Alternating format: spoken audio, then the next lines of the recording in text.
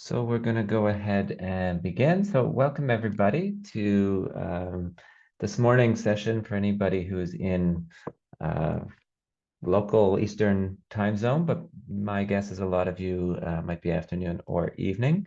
So welcome. Thanks for taking the time out of your day to join us as we talk about off-campus housing today. My name is Andrew Staples. I work in the International Student Services Department at McMaster, and I'm joined here with Yufei Zhang, who is the International Graduate Student Program Coordinator. So Yufei is going to be in the background, sort of staffing the Q&A session, answering questions through there, and I will be delivering a lot of the content. We do have a really small group today, so we do encourage you to be active and participate. You should, at the bottom of your screen, see a little button that says Q&A. And that is where, if you've got any questions or need any clarification about anything, you can use that Q&A feature. And that's where we will be able to answer those questions. So before we begin, we would like to do what's called a land acknowledgement. So a land acknowledgement is something that you'll probably see at the beginning of a lot of meetings or webinars once you arrive at McMaster. And this is a way of sort of recognizing the traditional territory where McMaster University is located. So traditionally, before colonization, these territories were the traditional territories of the Mississauga and Haudenosaunee nations.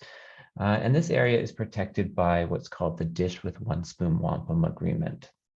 What this wampum agreement means is that the land that we all live and share, that could be viewed as a dish or a bowl. And then the idea is that everyone who's living here, with our own individual spoons, sort of take what we need, but no more, to allow protection of the lands for everybody who is here and everybody who is yet to come. So today's session is all about off-campus housing. We know it can be very, very challenging for all students to find off-campus housing, but then recognizing that for you, if you are not currently in Canada or not currently in Hamilton, it has these additional barriers.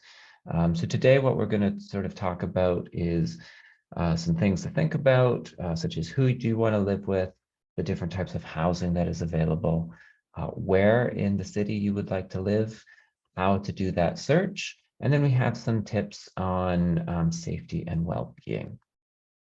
I also just wanted to take a moment sort of before we get into the content, just to recognize that as international students, you do have access to our department, International Student Services.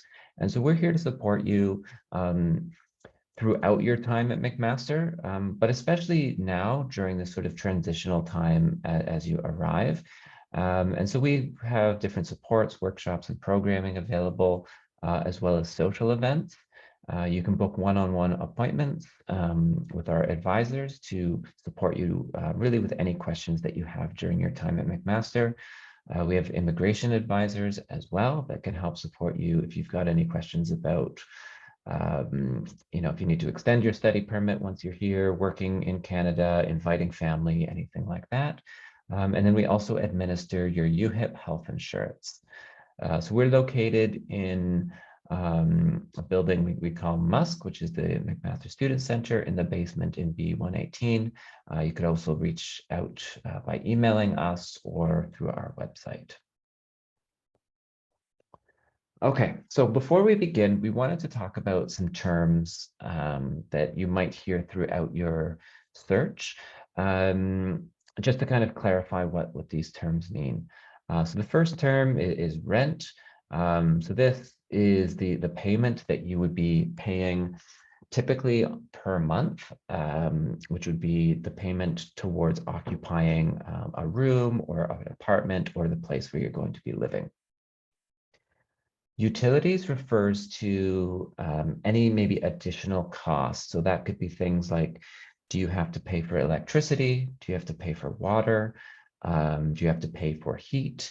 And incorporated with those, there might be fees about waste disposal or sewage disposal, which is usually tied into your water bill. You might see advertisements about things that are furnished versus unfurnished. So anything that is furnished indicates that there's probably a bed, a desk, a chair, maybe like a sofa or a couch or those kind of things included in the rent. If it's listed as unfurnished, that typically means that you would be required to provide, your bed, your desk, your chair, any kind of furnishings that you would need. It is important to also note that main cooking appliances like a refrigerator, a freezer, or an oven, those would be included in your rental agreement. So even if it is unfurnished, you don't have to go out and buy a stove or anything like that. A place that is co-ed means that there is more than one gender living in the same accommodation. A sublet, and this is something that you might see a lot, especially as you're arriving for May. So a sublet is when you are taking over part of a lease that somebody else has already got. So what that would mean is somebody else has maybe signed a 12-month lease, but then what often happens for student living is maybe students go home over the summer, so they're not actually living there in May, June, July, and August, in which case they might be looking to sublet or sublease, which is essentially you taking over their lease for that duration. These are usually shorter term leases, but it is something to be aware of. And then what is a lease? So a lease is a legal contract between two parties. So one party would be you, the renter, the other party would be the property owner or the landlord. And so this is a legal document which outlines what your responsibilities are, as well as what the landlord responsibilities are. Landlords are required to use what's called the Ontario Standard Lease. So that's a standardized document. And within this, it's going to talk about, the cost per month for rent, if there's any deposit required, if utility costs are included or not. And then one really important thing to be mindful about a lease is that because it is a legally binding document, if you sign a lease for 12 months, that really means that you are required to fulfill the conditions of that lease. So let's say this afternoon you find a place, great, everything looks good, you sign a lease, and then you're still searching, and tomorrow you find an even better place and you sign that lease. You are legally binded into both of those contracts. So just keep that in mind. There are ways to terminate a lease early, but those are really the exception. It really is the idea that you're signing on for a lease and you are committed for that period of time. So whether that's 8 months or 12 months. Then the last note is just around insurance. So typically when you are renting, you as a rentee, your personal belongings might not be covered by landlord insurance in case there is a fire or a sort of an additional issue. So what some students opt to do is purchase property insurance that does protect your belongings. Okay, so before you actually start looking for housing, what you want to kind of think about is, do you want to live alone? Do you want to live with other people? What kind of house are you looking for? Probably the most important thing on everybody's mind is, what is your budget? And then you can start looking for the location. And so when you're moving to Canada for the first time, obviously finding a house is really important, but there are some other things that we want you to consider. It is really important that once you're here and settled, that you try to find a community. Now, whether that is with people in your program, whether that is through other international students, through some of our programming, um, finding that community and that sense of belonging is really, really important to your own well-being. And so for some of you, this might be the first time living independently, might be the first time living far away from home. So what I would suggest now, before you leave, ask, parents, your friends, what is their favorite recipes? Figure out how to cook some of those home comfort meals. If you don't know how to do laundry, learn how to do laundry, learn how to sort of some vacuum, clean, all of those kind of things if you've never lived by yourself before. And then you also want to try to set yourself up to have a healthy living style, which would include, a healthy balance of food, exercise. As a grad student, I know you're going to be really, really focused on your school, which is great, but you also want to have that balance of a social life and some you time as well. So when you're thinking about who you want to live with, if you're looking to live with somebody, you want to think about things that are really going to impact your well-being. So this could be things like sleeping time. Are you a night person or are you a morning person? And recognizing that when you're awake, you are making noises. And when the person you're living with is awake, they're making noises. And to see, if you're going to be living sort of in the same sort of sleeping habits. You also want to think about cleanliness. What is your tolerance for being clean? Are you okay with dishes in the sink? Are you okay cleaning the house once a week, once a month, every day? And trying to find somebody that has that same sort of level of cleanliness. You also want to think about cooking, especially, depending on who you are living with. If you have dietary restrictions, if you're a vegetarian or a vegan, are you comfortable with somebody cooking meat or smelling meat in your household? You want to think about what kind of a house do you want? Are you going to be in a house that allows having guests over? Are you okay having people having parties or dinner parties? Or do you want to live in a quiet place, no guests or very limited number of guests? And then the last thing would be maybe your tolerance on some substances such as alcohol or smoking. Are you comfortable with people smoking cigarettes or consuming cannabis or drinking alcohol? Or would you prefer to live in an environment that sort of minimizes that? And so as you're kind of going through your search and as you're trying to find other people to live with, these are really good questions that you can ask potential roommates about, just to sort of, the whole purpose is try to avoid future conflicts with that person that you're living with. So next, we're going to talk about the different types of housing that is available. So McMaster is located in a fairly residential area, but if you've never lived in, I'm going to say North America, you might not understand sort of what a typical residential area would look like. And so surrounding McMaster, typically are homes that you see in this picture. So these would have been built as family homes. But over the years, as the university has grown, as some of the demographics have changed, some of these houses have been converted into what would be called a student house. So these houses are typically older. They could be 70 or 80 years old. And it's important to recognize that just because it's old, it doesn't mean it is unsafe or it is not a nice house to live in. It really is going to depend on how well that house has been managed and the level of sort of reinvestment and renovations that have gone into that house.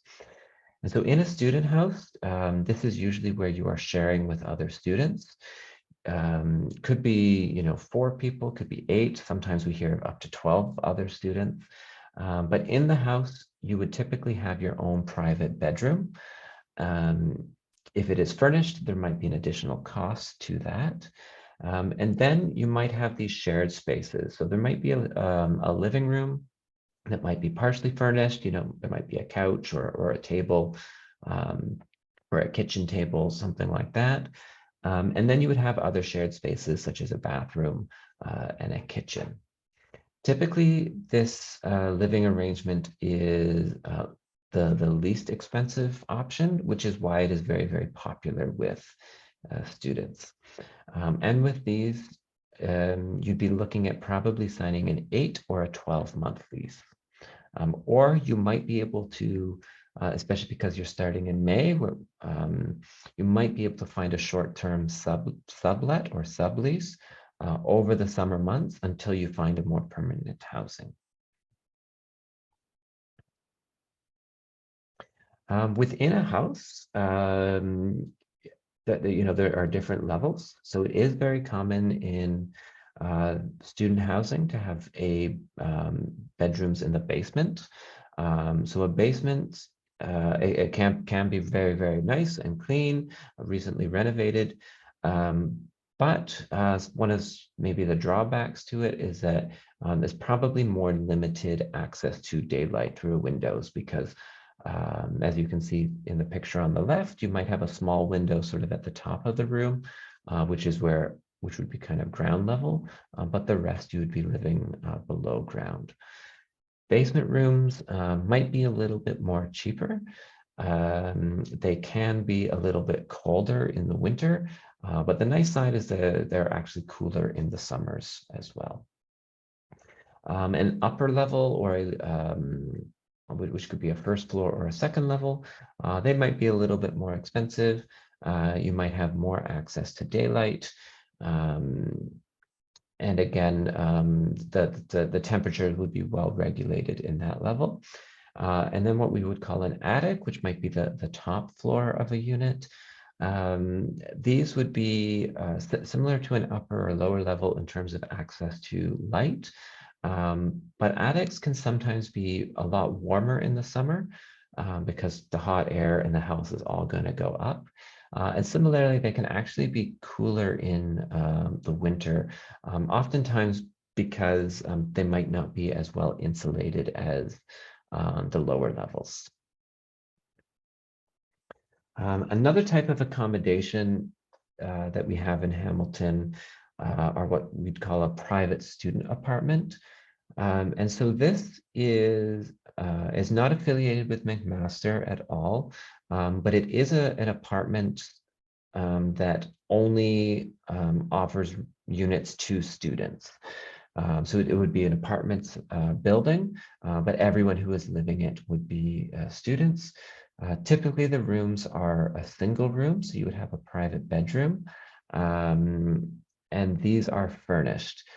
So in terms of ease, sort of your transition to get into a place, a private student apartment can be nice because you don't have to find your own furnishing, with the exception of your own bedding. It is typically expected that you do bring your own bedding. Or once you get here, maybe first night you just sleep as is, but then the next day you go out and buy your bedding and things like that. And so this would typically have a furnished living room and kitchen. They might have a roommate matching service. And these would be a 12-month lease where everything is all included. So what you pay in your lease would include your heating, your electricity, all of that, maybe even your internet. So because everything is included, these can be a little bit more costly, but they are move-in ready for students. Another would be sort of what we'd call a typical apartment. And so these can range from 2 to 3 story buildings up to 15, 20, 25-story buildings. And so with these, it could be a single room, it could be a double room, it could be a three-bedroom apartment. And so these kind of buildings would be, where families live, where working professionals live, and where students live. So this, you would have maybe your private bedroom. If you have a 1-bedroom or a 2-bedroom. If you're renting what we would call a studio apartment or a bachelor's apartment, that usually means that you don't have a separate sleeping space from your living space. So if you can picture maybe kind of like a living area where you would also sleep, that might be kind of attached to a kitchen, and then you would have a private bedroom a private bathroom. These are typically going to be 12-month leases, and with these, nothing would be included. So you would have to find tables, desks, beds, all of that kind of stuff. But as I had mentioned, a fridge and stove, that would be included. And then another option, which isn't as common, but you still might find it, would be living in a landlord's house. So this might be living with some other students where the owner lives in that house with you, or maybe it's just you and you're living there with a family. So in this, you would most likely have your own private bedroom, which is typically furnished. And because it's a shared living space with a family or the owner, typically the kitchen would be equipped with, dishes, pots, pans, all of that stuff. There might be a TV you could access. It would really depend on sort of what the arrangement would be with that landlord. And then you most likely would be sharing a bathroom and everything else with everybody else who lives in the house, but you would have your own private bedroom. These are typically a little bit more expensive than a student house, but again, because it's furnished, it can be more move-in ready. And there can be a bit more flexibility in terms of the duration of the stay. So in terms of what the budget would be like, right now in all of Canada, and so in Hamilton, rent prices are really increasing very, very quickly. So the range can be, maybe on the cheaper end of a student house, maybe around $450 or $500 plus utilities. If you're looking to have your own 1-bedroom apartment, it could be up to $2,000 per month. So there really is a significant range. And so it is going to be important for you to kind of, estimate what your budget is so that you can live comfortably. One important thing to note is with things when we're talking about budget, I'm just going to skip ahead here. In terms of what those sort of utility costs and things might be, students are often very surprised about the expense of internet and phones in Canada. So just wanted to highlight that.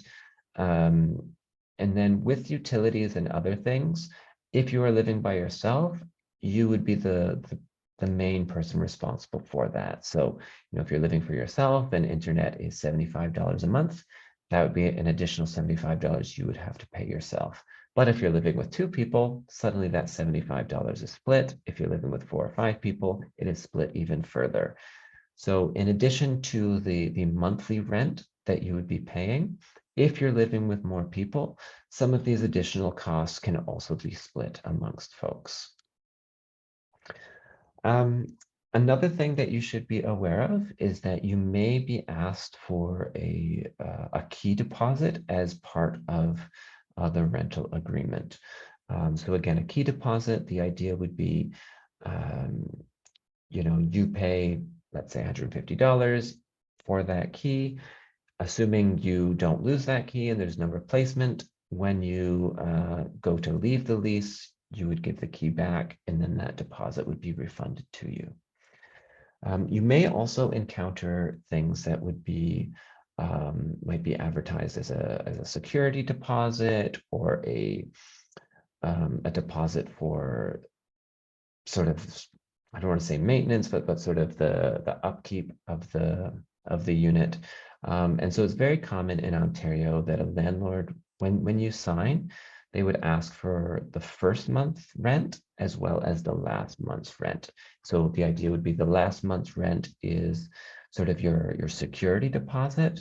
But then, of course, remember, that you have paid that last month's rent. And so at the end of your lease, when you are going to leave, the idea would be that you wouldn't then have to be doubling and paying that last month's rent again. So just make sure you're keeping track of sort of what your deposit is and when you would be getting that back. Okay, so when we're thinking about deciding where to live, obviously, I think the most common request is I want to live right near school, walking distance to school, close to groceries, grocery stores, all of that. And because that is the most in demand, that also makes it maybe more expensive, as well as maybe more challenging to find places closer to campus. Certainly there are lots and lots of places around campus to live, but also, you just have to recognize that because that's where every other student wants to live, it can be more competitive. And so as an example, you starting to look for places for May, it's very, very common for students to start their housing search if they're living in Hamilton already, to be starting their housing search in December or January for May. So that doesn't mean you're necessarily not going to find a place, but it is just recognizing that a lot of people are searching for housing right now for that May 1st start. And so a few neighborhoods that you might see throughout your search, the ones closest to campus are called Westdale and Ainsleywood. There are a couple of high-rise apartments. There is one student private residence, but the majority of the houses here are going to be a student house. If you're sort of anywhere in Westdale or Ainsleywood, you are probably going to be walking distance to campus or a very, very short bus ride. You would have access to some restaurants and to grocery stores. Quite a few students decide that they might want sort of a break from campus, or they're looking to live somewhere downtown, maybe more closer to, I don't know if you're into nightlife or concerts or that kind of thing. There are places in downtown Hamilton. Here you might find more of the sort of traditional apartment buildings. There is one private student residence located downtown as well. And if you are living downtown Hamilton, the nice thing is that McMaster is on the main bus routes in the city, and McMaster is kind of a bus hub. So, if you are located downtown, it's maybe a 10, maximum 15-minute bus ride to get to campus, and it happens very, very frequently. Another neighborhood that's is becoming popular with students is to the west of campus. It's a place called Dundas. In Dundas, it is a very residential area. It's very, very quiet. So there are some students, but it's a lot of sort of families or older people that live in this neighborhood. And again, it would be accessible by bus. So these are I would say, the most common places to live, but that doesn't mean you need to just narrow your scope to these neighborhoods. Your budget is really going to maybe indicate where you're going to live. And again, further away from campus, it might be a little bit more economical because maybe there are, it's in less demand from students.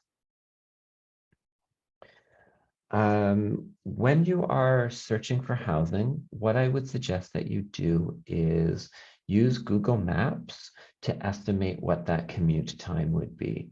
So, if you find the address, you can just put that in Google Maps as a direction.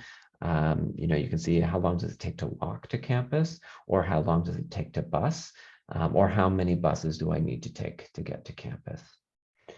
Other things I would suggest that you look for is it close to a grocery store? That I would say that is the primary convenience. Other things, depending on your sort of lifestyle or your interests, is it close to restaurants, Is there a pharmacy nearby? Are there other shopping facilities nearby? And again, Google Maps is a really, really great resource that once you have that address, you can just plug it in there and sort of get an idea of what the neighborhood looks like. So in terms of how to begin your search, there are a few different options and ways that you can look. I would suggest, don't necessarily limit yourself to one way of searching. Use multiple ways so you can get a sense of what the difference availability is like. I think I've kind of talked about this.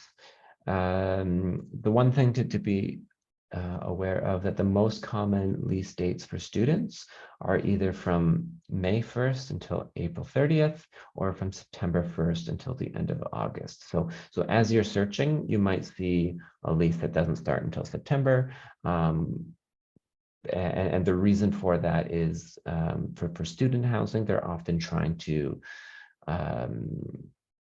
sort of cater to what a typical student life cycle would be. And so for our undergraduate students, the largest group who joins McMaster would be joining in September. As you starting in May, again, you might be able to find something as some kind of a sublet.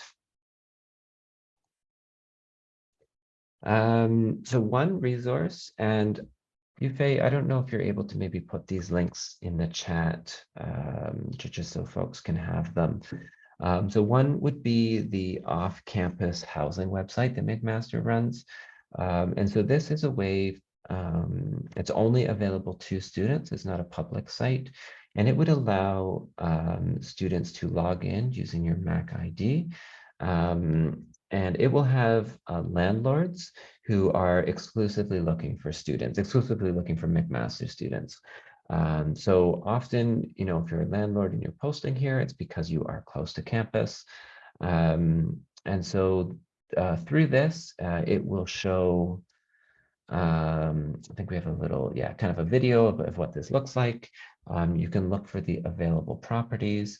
You can search by what your rental budget is, the number of bedrooms you're looking for, if there's any particular amenities.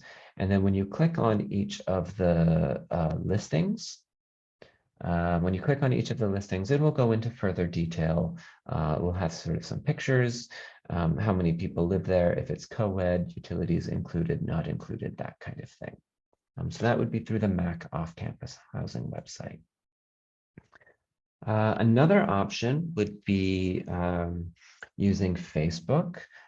So there's two different things that you could do through Facebook. So there are some that they're not McMaster run, that they're often student run, but there are a few, and you can just search this on Facebook for McMaster Student Housing Board or things like that. There are a few student groups that individuals might post their house, or if a student's looking for a house, they might say, hey, I'm looking for a house starting in May for 4 months or for 12 months or whatever. Is anybody looking to have an extra person? So sometimes as students search, they might find a house that they really like. Maybe they find a 5-bedroom student house, but it's just they only know 4 people and it's just those 4 friends. So they are actually just looking for one other person to take over that room in the house. So sort of as an example of what that might look like, they might have different postings, different pictures of what the property will look like. And then you could click on it and sort of get more details. Also on Facebook, there is Facebook Marketplace. And so Facebook Marketplace, this is a tool that would be open to anybody. It would not be exclusive just to students. And so the one maybe challenge is that some of the properties might not be around McMaster. So you might find a place that's like it looks really clean. It's in my price range, But then what you should do is go to Google Maps and check, how long does it take you to get to campus? Because again, this would be something that's open to anybody. Some other websites that you could look at are websites called Kijiji. That might be the most popular one.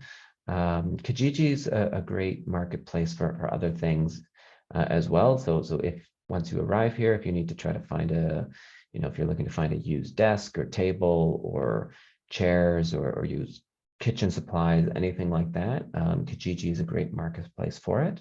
But they also have a section for rentals, and then some other ones such as rentals.com or rentseeker.ca. You might see some overlap within Facebook Marketplace and these other ones. But again, because it is very, very competitive, we want to equip you with lots of different websites that you can utilize throughout your search. Depending on when you're arriving, some students opt to arrive, April 15th, April 10th, April 20th, but your lease might not start till May 1st.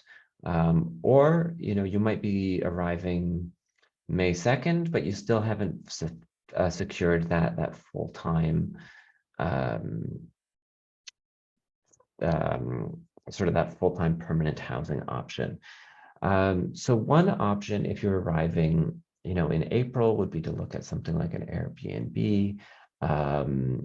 The Tourism Hamilton website has a list of other hotels.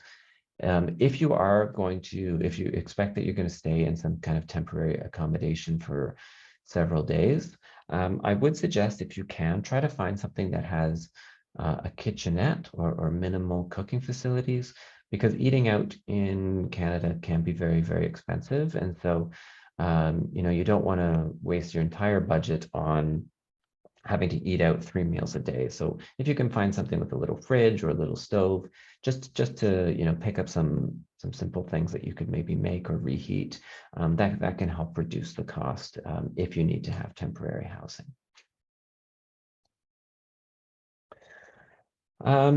So the other thing that we need to sort of talk to you about is just sort of some preventative things. Just so you're aware that there are scams and fraudulent postings that do happen.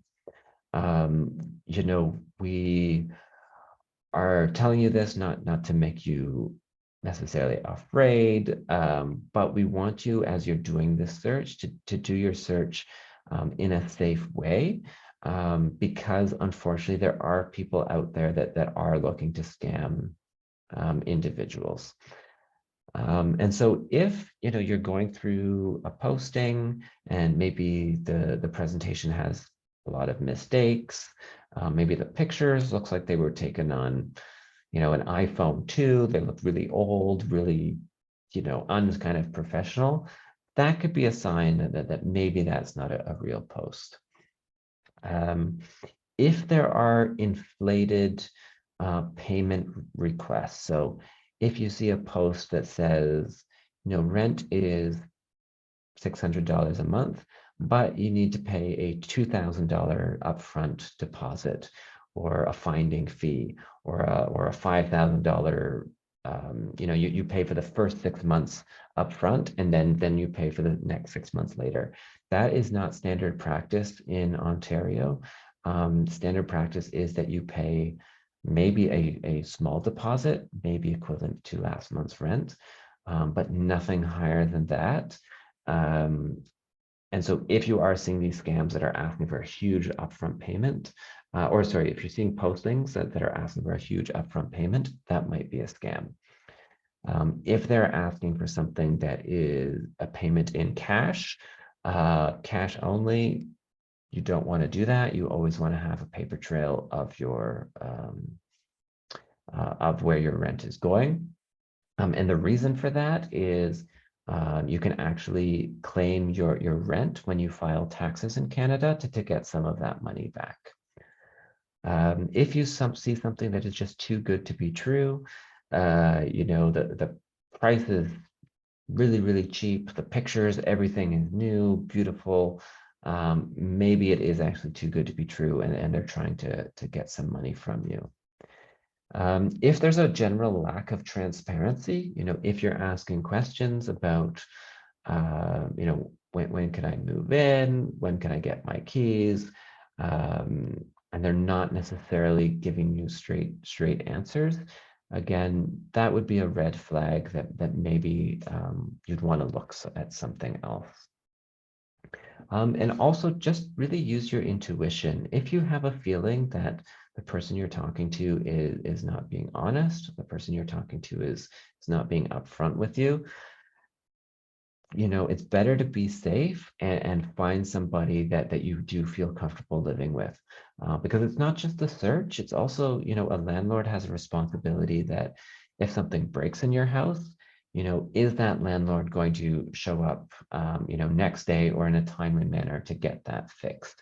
So you really want to make sure that your relationship with that landlord is something that you're comfortable with.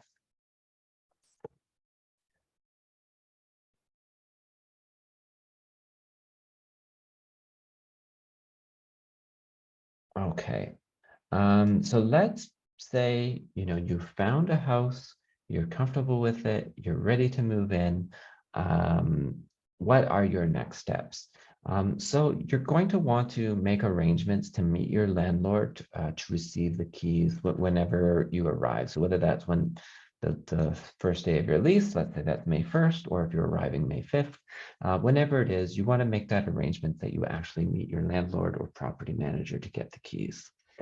And then what you should do is do a walkthrough of your room, of the property with your landlord, and make note of any existing damage. So I would suggest, if you see like I don't know, a hole in the wall or some big scratches, or maybe on the kitchen counter that there's a big stain that is a permanent stain, make note of that with your landlord, document it with photos. And the reason you're doing this is because when you move out, your landlord will probably do a walkthrough to see if there's been any damage.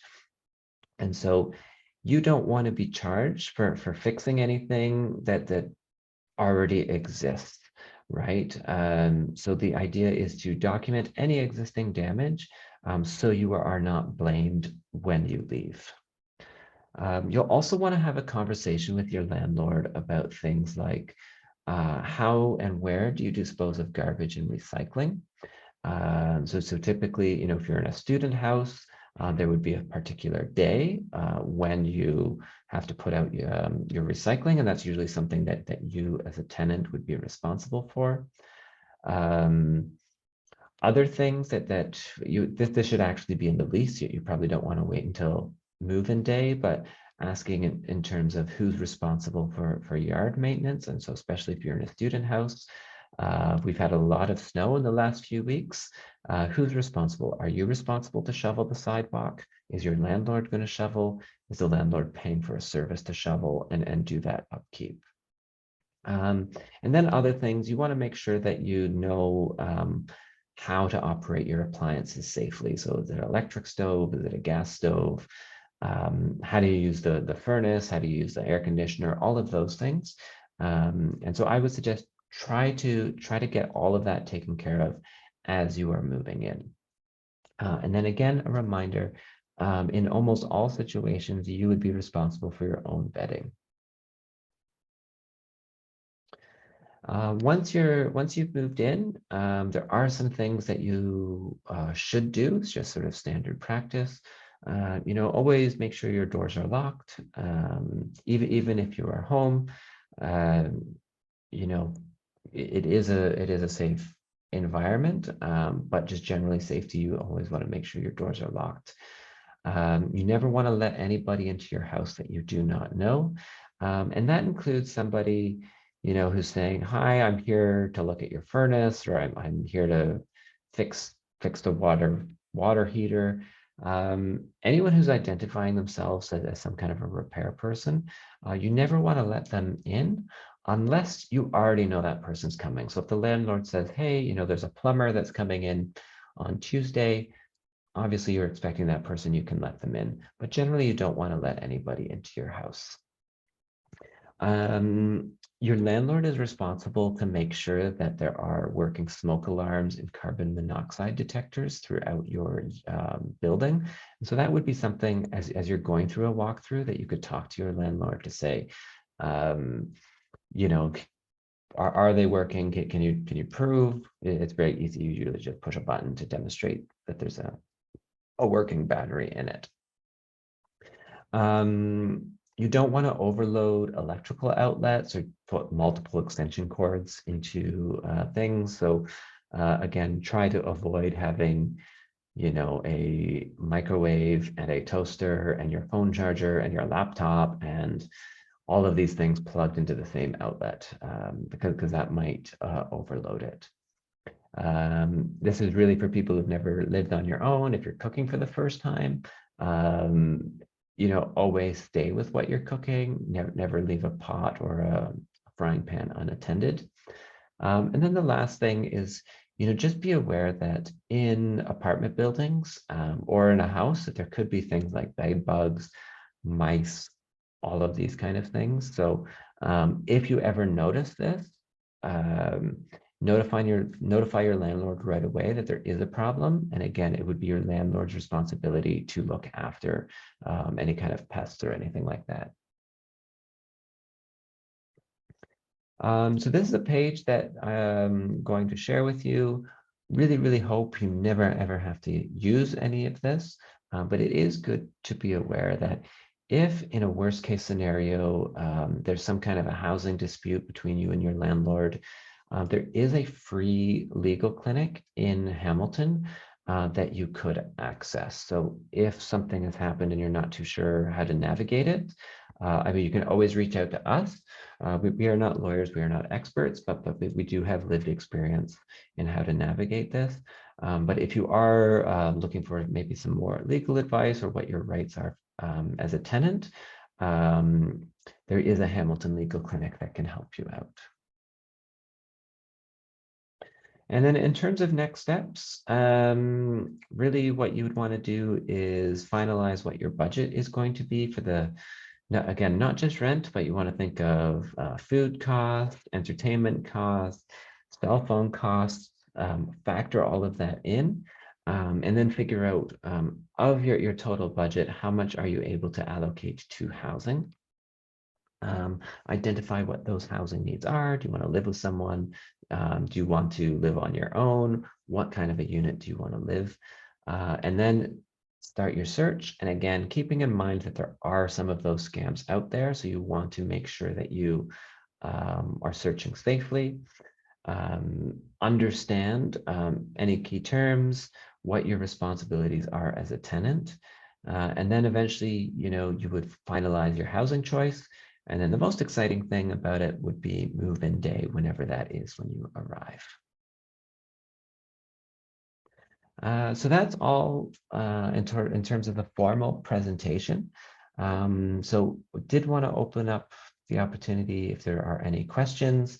Again, you can use the Q&A, and Yufei and I are here to maybe help guide you if there's anything else that you need clarity with.